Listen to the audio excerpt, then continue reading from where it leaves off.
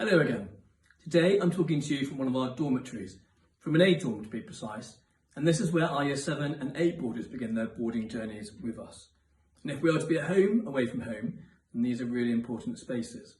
And that is why we encourage our boarders to personalise their dorms as much as possible, so that these are not just spaces where they get changed and go to sleep, but places where they can hang out with their mates, places where they can take stock and have a breather, places where they can remind themselves of family and friends at home.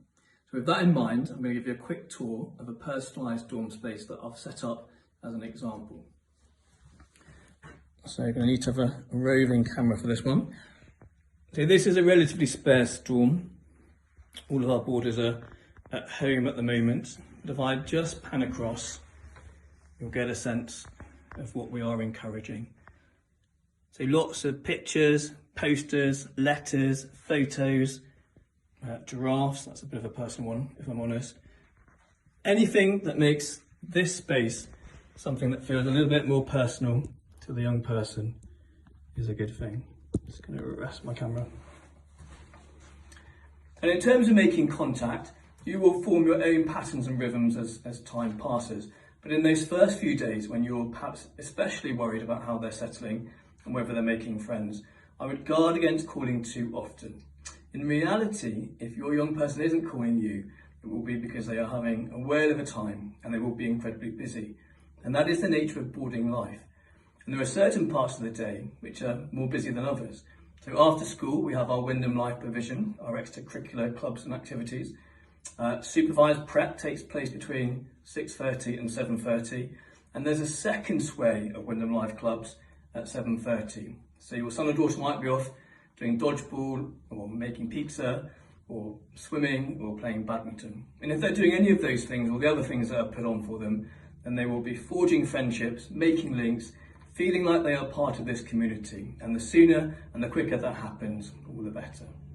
There are parts in the day where calling is more optimum, and after 8:15 is one of those. Supper is being served and the houses are winding down somewhat, and that's a good time to make your calls.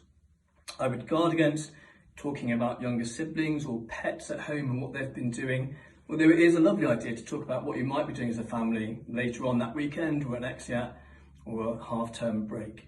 Perhaps more importantly, I'd suggest that you listen to their stories, what they've been up to, which new people they've met and so on. There will come a time when that call is accompanied with tears and upset. There is inevitability about all of that, and I would ask you to remember in that moment that you have made the most selfless decision in sending your child to a boarding school because you believe this offers them an amazing opportunity that can't be gained in any other arena. You have made that choice for all the right reasons, and in the future your son or daughter will reflect and thank you for having made that choice, and will probably make the same choice with their own children. That doesn't make the phone call any easier, but I would suggest that you try not to get upset yourself, that you listen sympathetically, and then you support your child by expressing confidently that you know they have the ability to solve the problem. What do they think they can do next at this point?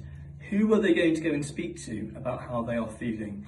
And that is perhaps my most salient point in this video, that being homesick is something that every boarder at Wyndham College will have been through at some point. They're sympathetic to it, they're supportive of others who are going through it, and staff are keenly aware of supporting those students for whom that is something that is happening to them. So whether it's a matron, whether it's a house parent, whether it's a mentor, they should seek to have a conversation with somebody. This will pass. That is what is inevitable about homesickness. It is natural, it is inevitable, but it doesn't last forever. And once they are over that hurdle, the true joys boarding will play out. And if at some point in a conversation they refer to Wyndham College as home by mistake, that's a good sign. Really it is. Until next time, take care. Goodbye.